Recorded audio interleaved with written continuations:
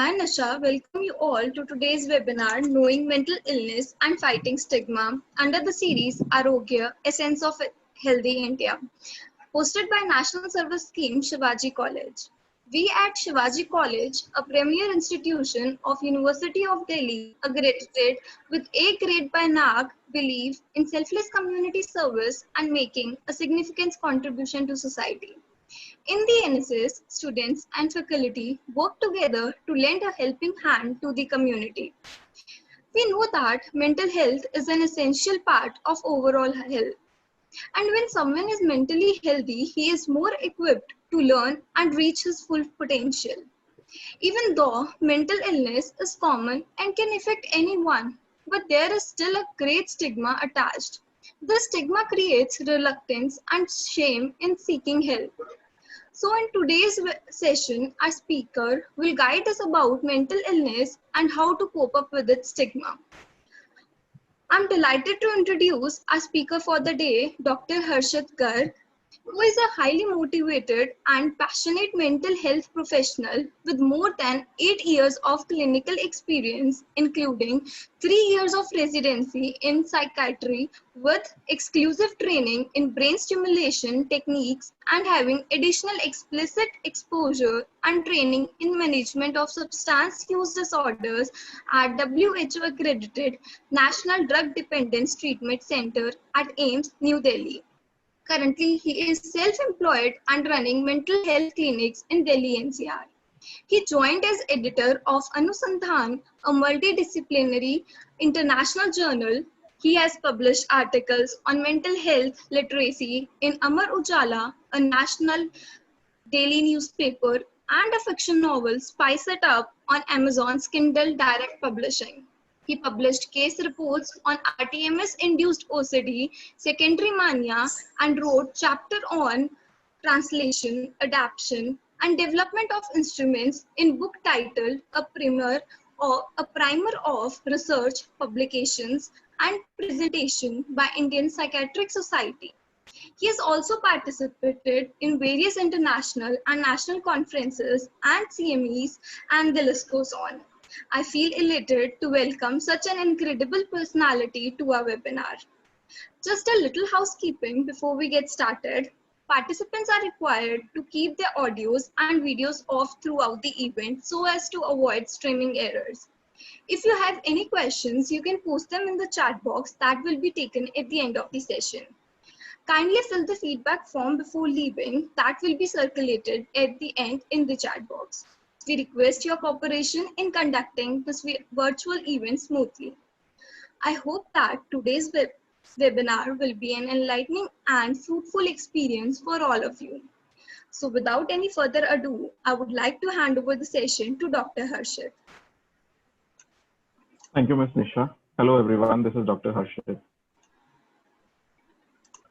Without further wasting any time, I am beginning with the presentation for the evening today.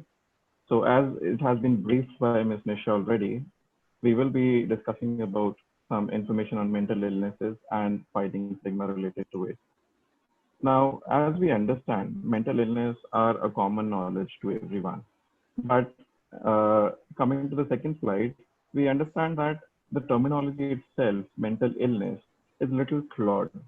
In our common slang understanding, one denotes somebody as mental, saying that this person is out of his mind. He is unable to take decisions, unable to carry out oneself in an appropriate way. And illness itself is a negative connotation. So these two words put together make this designation all the more stigmatized. However, if we come to the mental illness understanding, it has more to do with how you behave, how you function, how you conduct yourself, and how you are able to discharge all the responsibilities while maintaining your decision-making capacity at all times. If you look at a theoretical understanding, the World Health Organization has, coming one by one onto these, the abnormality of thoughts refer to the fact that you're not able to organize the way you put together your ideas into words and action. Disorders of perception literally means that you're not able to remain related to the real world. It specifically denotes abnormalities which are of the kinds of hallucinations which we find in people with psychosis. Predominantly, these are auditory hallucinations which are found in these people. The disorders of emotions include those which we commonly understand as depression, mania, emotional disorders. Disorders of behavior relates to the fact that one is not able to conduct oneself in an appropriate environment in an appropriate way. For example, if you're required to be muted during this presentation, you're not able to hold yourself back and you continue to interrupt in between. Inability to maintain relationships is a very important symptom of mental disorders. So all of these put together comprise what we understand as a mental illness. It has a similar understanding as any other physical illness of the body, but somehow due to negligence, lack of educational awareness, lack of understanding, and also lack of treatment facilities had sidelined mental illnesses in the past significantly. Which is why today webinar is how we can take care of the stigma that is attached to it. What is to be understood is that mental illness is not one. There are many kinds of mental illnesses. As you can see over this slide, there are a few of these terms. In disorder of mood, there is a sadness which is persistent and pervasive, by which I mean is that it does not stay for a while. It stays for a longer period of you're not able to organize your thoughts adequately. You remain preoccupied by one or the other idea every time. There is no way where you can organize one or the other thing and put together into a meaningful action. In anxiety, there are a whole lot of physical symptoms also, which are like palpitation, which is a feeling of racing heartbeat. Your heart is just pounding so much. You feel that all of these put together comprise what we experience as anxiety. There is a specific term mentioned here on the slide, which is schizophrenia. So it's a psychotic disorder. Obviously, it's a severe mental illness, wherein you find that the person has a specific way of thinking. Now, with that, what happens is the patient has a specific weird idea about things and people around. He or she feels that there is somebody spying on him or her. He is being persecuted, that people are trying to harm him or her. There are various false beliefs with which the person lives and tends to spend his time. There is also a phenomena called as hallucination, as I had already mentioned in the past, which also figures in people with schizophrenia. Eventually, what happens is people with schizophrenia tend to remain engrossed in their own limited world. They tend to remain detached from the existing real world scenario, which is why they become eventually dysfunctional and finally find it difficult to carry on with the routine life. The other important disease or the disorder that I would like to mention here is drug abuse. So there are various substances that you might be knowing already by way of your. All of these put together are not a comprehensive listing of mental disorders. The bottom line of all of it is that most of these illnesses are successfully treatable. But what is required is you need to identify them in time and seek help immediately. The more the delay, the worse the outcome. So the very important question that comes here is that why should we be paying attention to these mental illnesses? Now, one of the answers to this could be the way that I've explained as to what is a mental illness in specific, but a more reasonable answer we'll get through in the next of the slides. So a national survey was done. This was the first of its kind. It was done in 2015-16 and the report came in 2017. It reported that there is a prevalence of about 10.6% of all the mental illnesses across the country. Now, this data is specific to India, but if we collate the data world over, the percentages come out to be similar. So what it means is that at least 1 in 10 people is affected by any form of mental illness. Now, this does not include specifically the substance use disorders because that will make the statistics skewed. But we have to understand is that it is a very common problem that one goes through. So somebody in your neighborhood or in the family or around is definitely affected by it, whether or not the person has gotten any kind of clinical attention or help till date. If you look at the effects of mental illnesses, which also gives us an answer as to why we should pay attention to it, it's multifold. If you look at the personal effects, this is how a person tends to get affected at a personal level, in which the person is not able to carry on with his daily routine, he is not able to sit, he is not able to stand, he is not able to speak thoroughly, he is not able to participate in daily chores, he is not able to take care of his or her own health, not able to take care of his family. All of it put together, there is a significant personal drawback that comes with the mental illness. If you talk about the social aspects of it, a person is not able to engage with his peers, be it at workplace, be it at office, or at college, or in your neighborhood, your friends or family. One chooses not to speak to anyone. One chooses isolation more than any time else in the life. This is how a mental illness screws the social thing.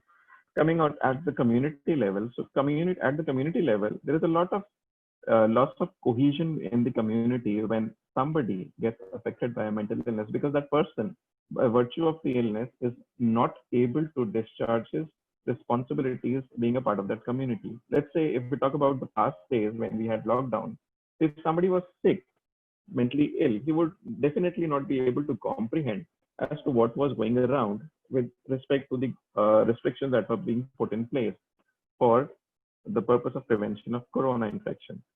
That person will not be able to comply with the norms that would be set in the local community, and definitely will be violating and risking himself to that particular infection.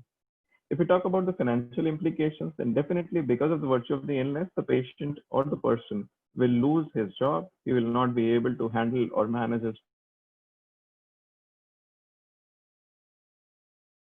and definitely come down as a burden onto him. But apart from that, there's also some kind of burden related to the treatment facilities that one has to seek if one is ill. There is a significant professional or occupational burden as well. Obviously, you will not be able to be functional enough with your eminent productivity at workplace, and you will have definite problems in getting promotions, giving your requisite output at work. All of it put together makes us understand that effect of mental illness is widespread. But I would like to mention here is that it is as similar to as any other physical illness. There is no increment that I would like to mention here, that mental illness has some disproportionate setback that comes to us. For that matter, if you have diabetes or any other cardiovascular illness, you will have similar effects of it. But the difference here is that the kind of attention one can give for a heart attack or blood pressure or diabetes is very different for what you give for a mental illness. So, which is why the suffering or the negative outcomes of mental illness become much more than what you have for other physical illnesses. I went through a recent paper. It was discussing about some economic effects of mental illness. Before I go into the details of it, I just would like to summarize here that if we have to calculate the 20-year cumulative losses because of mental illness world over, it comes down to 16.3 trillion US dollars. Now, this impact is as comparable as to cardiovascular disorder, but it is definitely more than what we have because of asthma or any lung disease or diabetes or cancer. This makes us understand that mental illness is as important as any other physical illness of the body. Now, having to discuss this, one also needs to understand that there's a great disparity in the available facilities that we have right now in the country, in India specifically, for mental health treatment. Uh, the requirement for mental health specialists is around 10 to 15 per lakh population, but we hardly have one mental health specialist per lakh population across the country. I guess the best of the graphs is for Kerala here, which has about 1.2 mental health specialists, but even that is below par.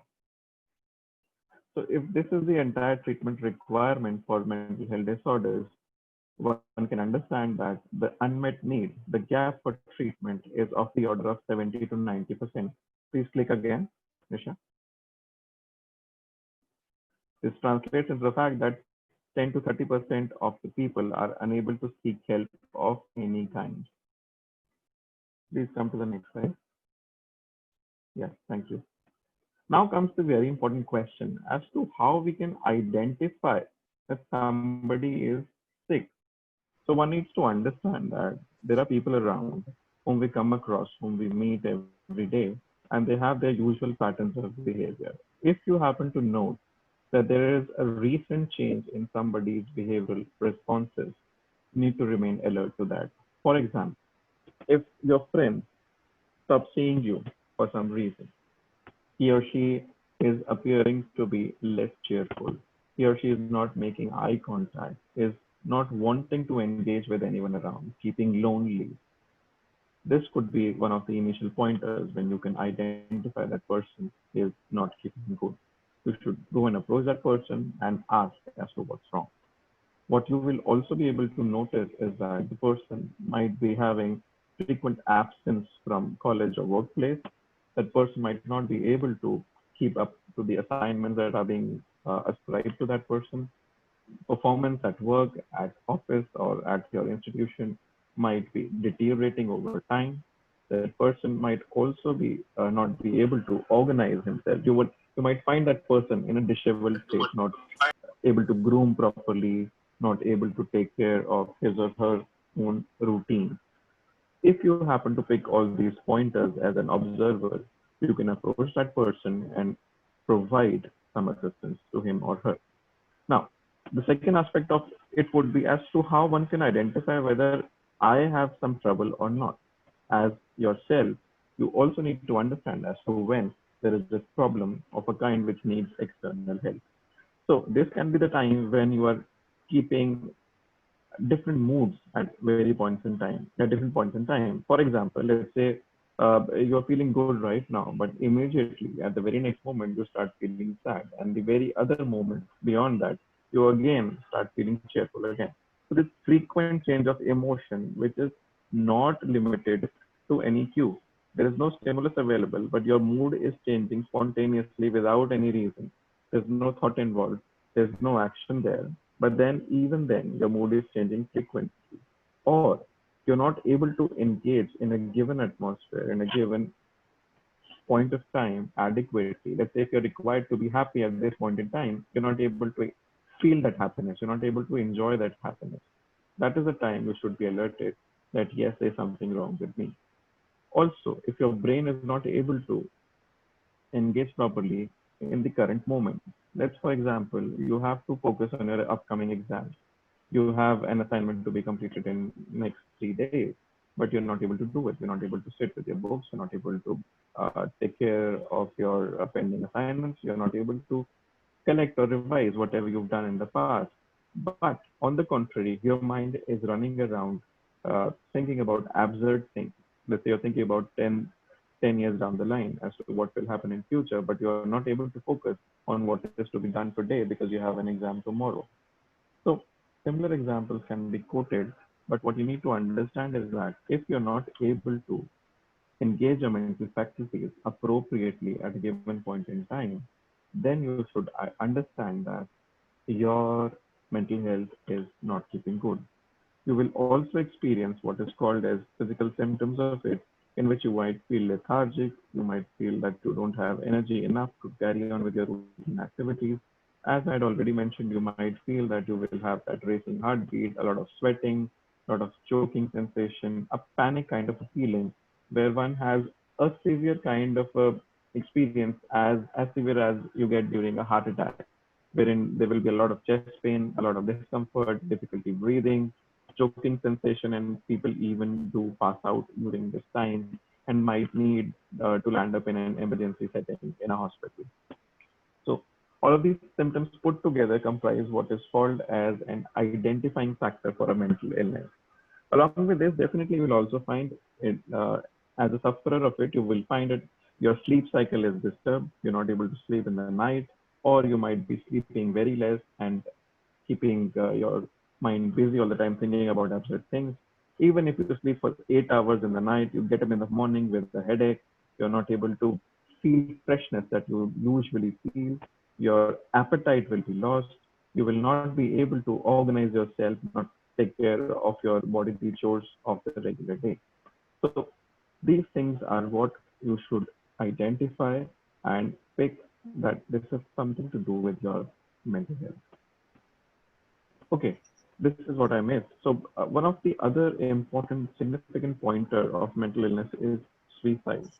Now, I'm not mentioning here the fact that every suicide has a mental illness as its precursor, but what is required to be understood is that as many as 50 to 80% of suicides have an underlying mental illness as a precursor leading to a preventable casualty in the form of a suicide.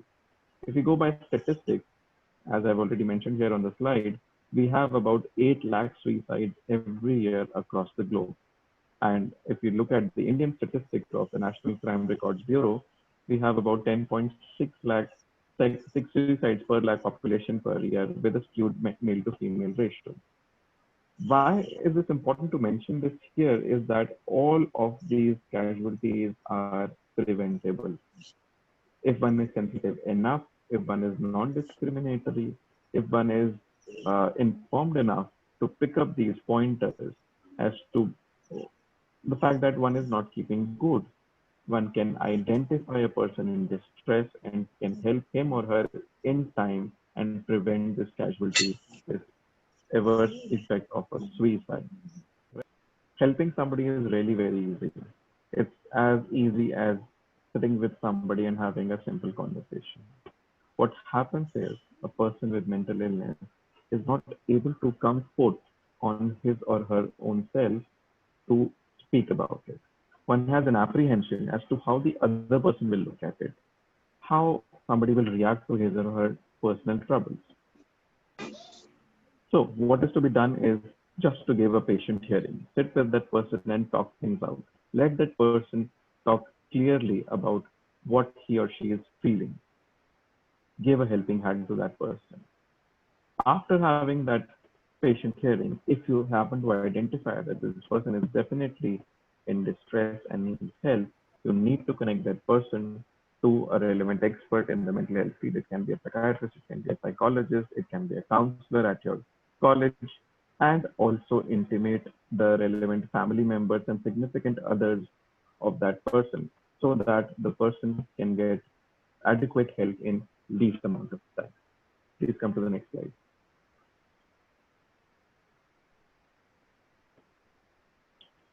This is the next segment of the presentation today, wherein I would be highlighting how stigma affects us, or specifically the people with mental illness. No, this terminology of stigma is not limited to mental health, but why often it is associated with mental health is that mental health has been a neglected field altogether. So what happens is that one has a lot of difficulty in understanding as to what is going around. So lack of understanding makes stigma worse as an understanding to mental illnesses. So way back in 1963, Dr. Arvind Goffman, he had described stigma. So briefly, he described stigma as a thing which is deeply discrediting and which reduces your stature as a person to a tainted and a discounted person. So it means that somebody is so much discredited for his or her existence with that mental illness or the thing that is being discredited, that he or she feels shameful about his or her existence. Please come to the next slide. So if you look at the effects of stigma, they are again multifold. Stigma itself worsens the course of the illness. What happens if you have a headache and there's nobody else to look around or help you? Rather, somebody comes to you and says, hey, you have a headache, you cannot be helped because I feel that it has come to you because of your wrongdoings in the past, or it is quite contagious, so I might not be able to help you now.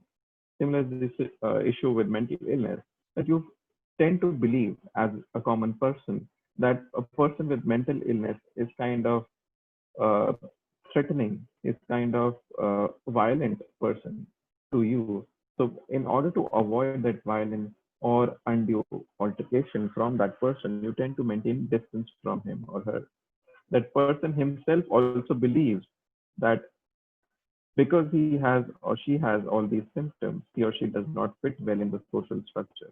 So all in all, there is a worsening of the symptoms of the illness in specific. Secondly, there is a lot of social isolation which gets exacerbated because of all this stigma. There are profound economic and social losses because of this stigma. Often employers shun away their employees with many problems out of jobs. Also, there are multiple instances where one is not able to receive adequate promotions. One does not receive compensations in the form of salary in time because of ongoing stigma that people have towards the person with mental illness. There is a specific reluctance to seek help by the person with illness because that person himself is stigmatized about his or her own condition. And also, there is a significant problem of bullying, harassment, and violence that comes attached with its stigma to mental illness. Please come to the next slide, Nisha. Yeah. So, how to deal with it? How can we remove stigma related to mental illness or about anything that comes across in real life? The first and foremost of this would be educating people about it. So be informed as to what it is. It is not about bad omen or some wrongdoing because of which somebody gets it. It's a simple illness that is as common as having a stomach ache or a diarrhea and taking treatment for it. So please be informed about what mental illness is. Give successful examples as to how people with difficulties have come forth and with adequate intervention have been able to solve their problems and become successful again. There are a whole lot of examples that are there in the community, be it some celebrities, some famous businessmen, politicians across the globe who have fought their problems and come nicely out of it. One also needs to bring in changes at organizational level. I'm very sure your own college should also be having some kind of counseling or psychological services available to you, and you should make use of it if required.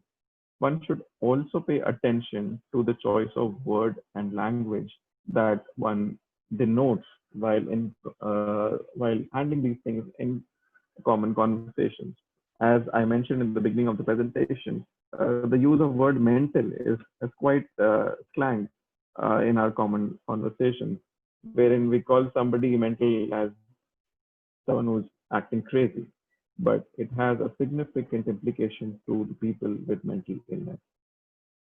The second of it would be to maintain contact. So maintaining contact, I mean, is that you should not distance yourself from the person with mental illness. The person who is affected rather needs more care and attention. So remain connected to that person. Encourage that person to discuss and disclose his or her troubles with you. There should be protestation to defend rights and words. With that, I mean is that there should be significant involvement of people to safeguard the rights of people with mental illness. The person with mental illness is already distraught. He or she cannot speak up about his or her needs. So people around have the responsibility of defending their rights and definitely reframing words at all levels, be it some social media platform or at wherever relevant opportunity is to protect and safeguard the rights of people with mental illness.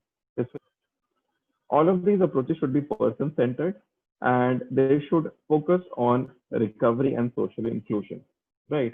And last of all is that one needs to have a reflexive consciousness, which means is that as and when the situation is, the responses should be appropriate to that situation. They should be natural. You should not be faking your concern towards a person with illness. And obviously, one should introspect as to what is being done and in what perspective. So to end this presentation, I would be giving a few tips on maintaining mental well-being. So these are very common understanding terms, but I'm just summarizing them here. So what is required to be done is to maintain healthy routine. By that, I mean that you should, by and large, try to stick to a routine which includes all your daily activities, be it self-care, attending to your household activities, attending to your workplace, your academics, and whatever you do for your routine existence. Don't try to bring in too many changes every time. So the more you are bound into a routine, the better would be your mental and physical health.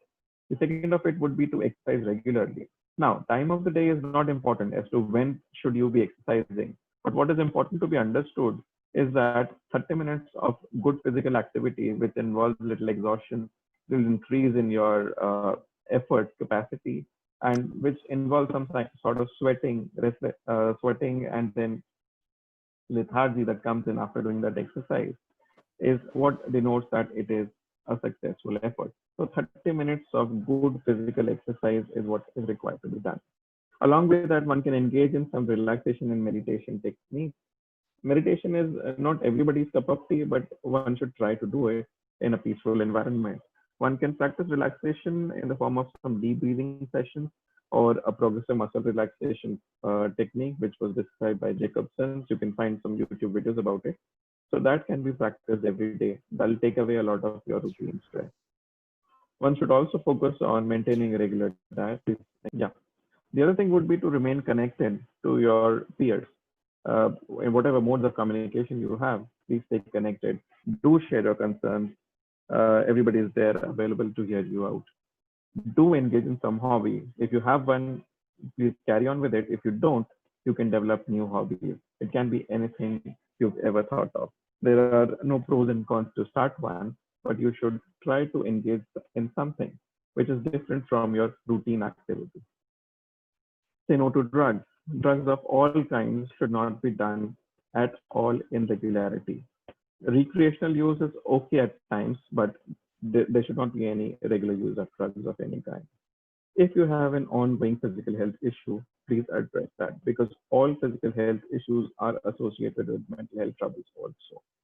Here you can see pictures of a lot of famous people.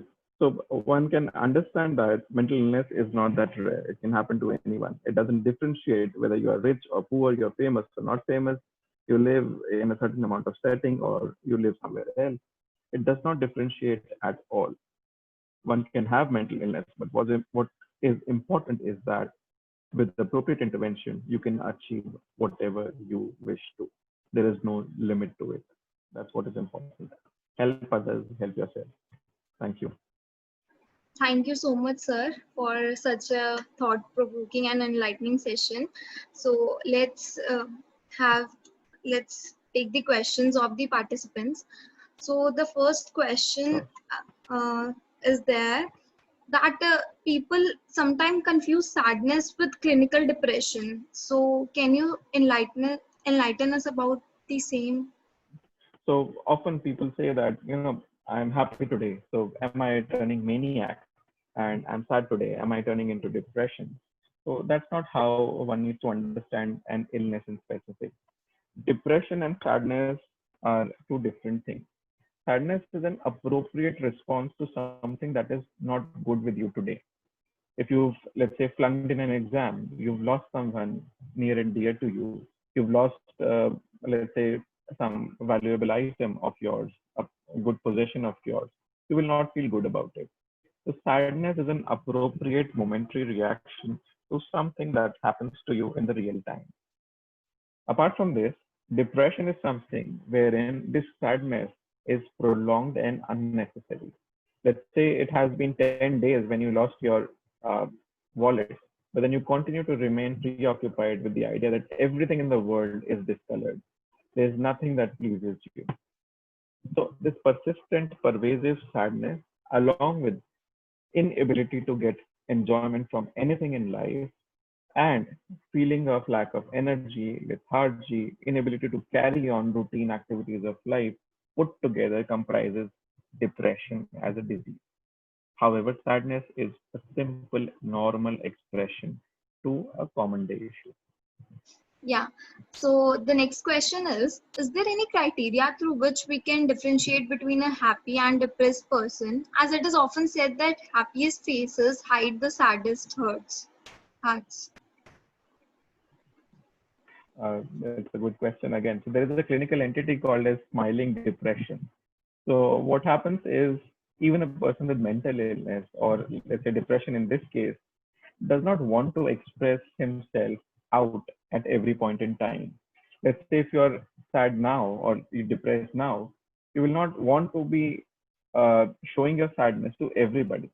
So at times, one tends to wear that mask of smile or the happy face, as you've mentioned, to hide what the actual feeling is. So if you talk about a certain criteria to differentiate it, it would be the ones that I've already mentioned to you about a minute ago. That's how you can, in totality, identify what depression is. But not every sadness is depression, and not every cry or somebody weeping around is somebody who's depressed. So a happy person can also be depressed deep down in his heart, but you need to talk to that person, and the person himself or herself has to find courage to come forward to seek help. Okay, thank you, sir. Another question is how to differentiate between anxiety, depression, and panic attacks. Okay, Nisha, I would like to correct this question first. So, anxiety and depression are two different things. However, one can have experiences of anxiety during depression. And obviously, one can have a sad mood when one is anxious. But your question was about differentiating anxiety from panic attack. So anxiety is something that there is some baseline restlessness that you are preoccupied with. It can it persists with you all the time. Like you have that restlessness that you're not able to sit in one place. You're not able to think properly. You're not able to organize yourself adequately at a given point in time. But what panic attack is, it's a severe form of all this. It's a severe form of anxiety where you start freaking out so much so that you tend to believe that you're having, as I had mentioned, that you're having a heart attack and you need to rush to a hospital to get yourself assessed and treated. So if you reach the hospital, eventually you will get investigated, you'll get your ECG done, you'll get your other heart investigations done, and they all come out to be normal. The doctor gives you just a calming pill, you take it and your anxiety goes away. So this is what is the difference between common anxiety and panic attack. Okay, thank you, sir. And one more question I can see in the chat box. It is that is daydreaming a mental illness? And if it is, then how can we overcome that? Yeah. So I guess dreams of any kind are not sickness. It's not an illness. But yes, if you are not attending your lectures adequately and dreaming about something, you'll definitely miss on important notes. Daydreaming specifically is not an illness, right? It's a thing which happens to many people around. It's like you are delving into your imaginative world during that point in time. It's okay to be dreaming, but I would rather prefer to be dreaming in the night than during the day. Yeah, okay, sir. And one more question. What if your family and friends are not listening to you and have lost interest even in your hobbies and everything, and you're not able to seek professional help to know what exactly is causing it? So, how can you cope up with it? So if this much is the amount of trouble that you're having and nobody is there to help you around, it would be best that you consult somebody who's professional in this field. It can be anybody, a counselor, a psychologist, or a psychiatrist who is available to you. But rather than coming at a conclusion on your own, it'll be better to seek help from somebody external. Okay. Again, thank you so much. And Welcome. one more question. Sometimes memories which had taken place in the past and leave spot of fear in our mind, like what if that event occurred again, or what if my action led to the same mishappening. This thought ponders over and over. So how can we overcome that? So, based upon what you've described right now, there's a phenomena called as PTSD, post-traumatic stress disorder, wherein a person who has been through a very significant traumatic event, let's say there had been a severe car accident or you lost somebody due to some reason, you tend to relive that moment again and again and again. And it's not limited to that. You also have a significant experience of anxiety and restlessness that comes with it. It's like you are into that moment physically also. It's not just that mental feeling of thinking about that event. So this is specifically what is post-traumatic stress disorder. But coming down to your question, that how to get rid of it. So if you are having so much trouble, you can try to engage yourself in something that is different from your usual routine. As I mentioned, if you have a hobby that you can take up, you can get involved with that. You can be, let's say, if you happen to learn keyboard, you can be playing some music, going around with your friends, engaging in some new tasks, or you can only just go around and take a stroll outside with a friend and spend time with that. What I'm trying to tell you is that you need to distract yourself from that idea at that point in time. And eventually, as you try to cope up with it, these memories or these experiences will trouble less to you. Okay. So thank you so much, sir, for taking out time from your day to join us today for this webinar. And it was really an honor to have you here. Now I would like to invite Mukesh sir to give a formal vote of thanks.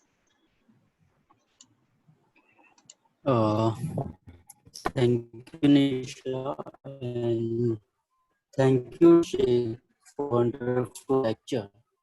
And many students are suffering mentally due to this, I think. But not only the students, but many those who lost their jobs and suffering from depression. So, but Dr. Harsh many doubts, and he told that how to tackle from these types of problems or illness. So hope student will follow these instructions and overcome from the illness. So thank you so much, sir, for coming for this wonderful lecture. Thank you so much.